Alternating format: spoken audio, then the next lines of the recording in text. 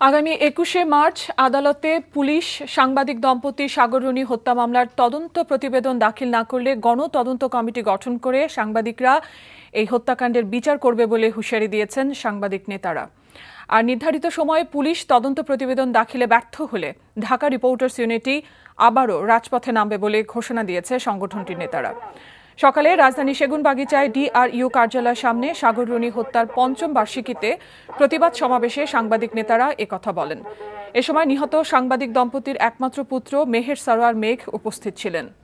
এদিকে জাতীয় প্রেসক্লাবের সামনে হত্যার প্রতিবাদে মানববন্ধন ও সমাবেশ করেছে ফেডারেল সাংবাদিক ইউনিয়ন বিএফইউজে এবং ঢাকা সাংবাদিক ইউনিয়ন ডিইউজের একাংশ। আমরা যখন ঐক্যবদ্ধ আন্দোলনের মাধ্যমে এমন একটা পর্যায়ে উপনীত হয়েছিলাম যে সরকারকে প্রায় বাধ্য করে ফেলেছিলাম, তখন আন্দোলনের ভেতর থেকে ছুরি মারা হলো, আমাদের আন্দোলনকে ভেঙে দেওয়া হলো, আমাদের ঐক্যবদ্ধ আন্দোলনকে বিভক্ত করে দেওয়া হলো।